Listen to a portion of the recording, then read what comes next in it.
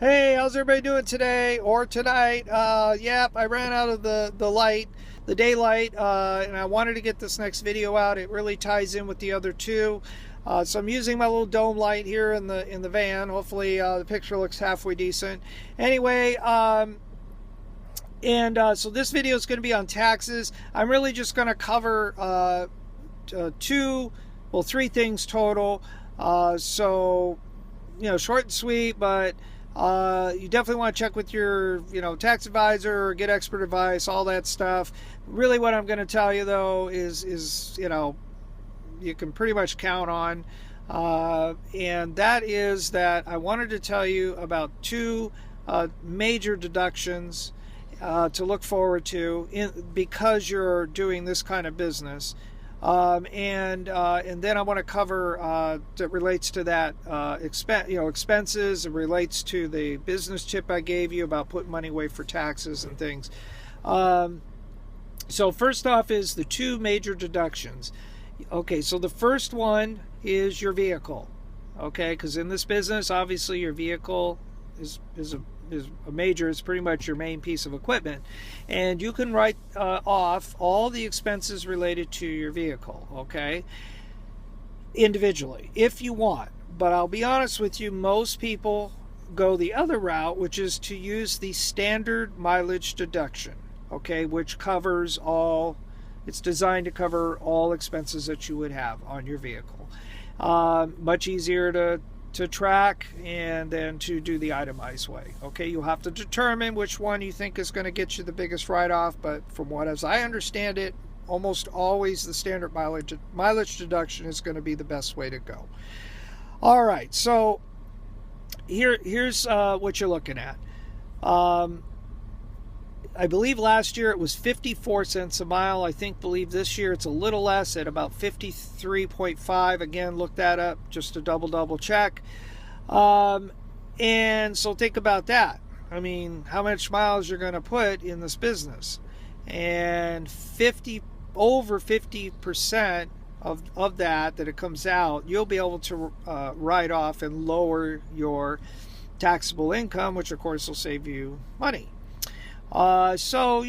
Just do some number crunching if you want to get kind of an idea. You're probably if it was me, I'd say about 2,000 miles a week. And so 8,000 miles a month.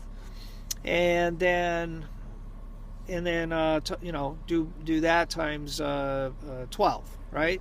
So 12 months. So you can really see what that's going to be. I'm just going to say roughly, just to pull out a number, I'm going to say maybe $50,000. Okay, is what that write-off is going to be. So again, definitely going to be most likely your biggest write-off.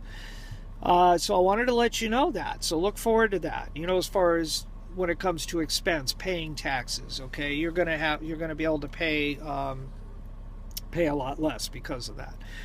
And then the other big write-off is your meals. Okay, specifically your meals. Now it falls under different categories: meals, entertainment. Sometimes it's referred to as per diem. So but I'm just, again, look it up. You'll see, but you'll see a lot of different, and you might get a little but confused about which one applies.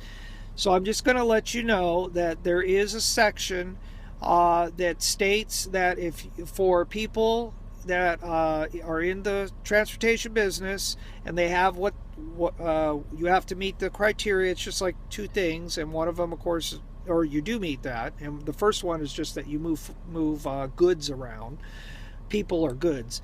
So anyway, so that will get you a special standard daily allowance that you can write off. And the other one is mostly for people that are business travelers and things like that. So again, you really got to see what your situation. But the nice thing is they pull that out as a separate thing. They say right there, if you are in, or they have a special rate, and if you meet these criteria, you get that special rate. And that special rate, by the way, is higher. The standard rate is higher than or the special rate is higher than the standard rate. So I think it's like $62-ish, 63, something like that, dollars per day. So once again, I mean, think about it. You add that up, I think that comes out somewhere around the area of $11,000. Now, if you add that to the $50,000, you're at, let's just say 60,000, okay, roughly speaking, give or take. But just to give you something to just kind of think about, $60,000 of what you make for the year, okay, is not going to get taxed. And of course, whatever your tax bracket is, that'll give you obviously what you're saving, okay, by having those two big write-offs. The third thing I want to let you know about, speaking of tax, percentage of tax that you'll pay, is your self-employment tax. And that tax is really what it amounts to. It's a tax that you pay when you're working as an employee, and the self-employment tax makes up your Medicare and your Social Security. That's your self-employment tax. That is right around 15%. It's actually a hair bit above that, but right around, just say 15%. So that's what you need to be at least tucking away towards that account I told you about, having one that says taxes. You want to make sure you're putting at least 15%. I've been told the rule of thumb is you put 20% of your income into that, or put it away, 20%. Then of course you have your state taxes if you live in a state that has that.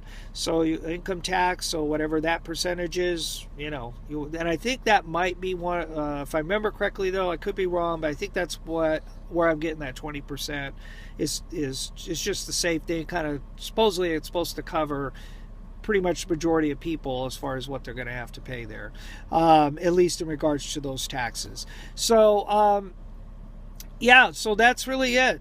But I really wanted to let you know about those two big write-offs, because those obviously are huge. And you know what, depending on how you do for the first year, and especially if you're going to not maybe run super hard because you want to be you want to spend time going and to BLM lands and all the things and hiking and all of that, and exploring and all of that, you may find that you don't put in a lot of miles, and for it might work out where you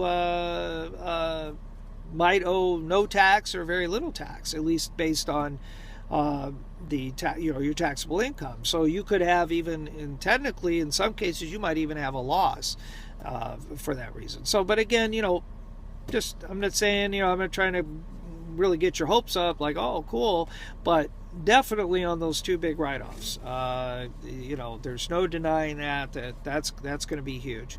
Okay, so that's all I had for you on this one. Obviously there's other things. Like I said, look at the Schedule C, talk to, get some expert advice. Do it in the beginning so you'll know, so you can start, keeping track of things you may need to keep track of, or keep receipts you need to keep, or whatever. Obviously, if you buy things, there's certain things you buy for your vehicle. Those may be, separate from the mileage deduction, which they should be. Like you can buy a cooler, or you buy a, whatever, right? A GPS for your business. I mean, think about it, right? So, but again, double check, make sure those are write-offs. They should be, anything related to your business should be a write-off. Okay. All right. That's all I had. Have a great day, night, whenever you're watching this. And I think that's going to wrap it up for all the videos that I had initially planned to do.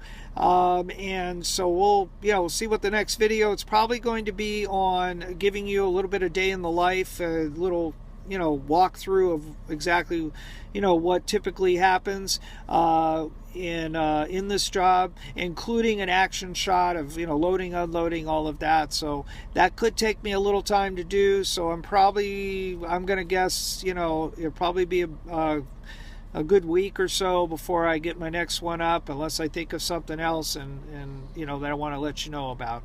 But other than that, thank you. Appreciate you watching all the first round of videos here. And again, feel free to reach out to me if you have any questions. And until next time, we'll see you on the road. Take care, everybody. Bye-bye now.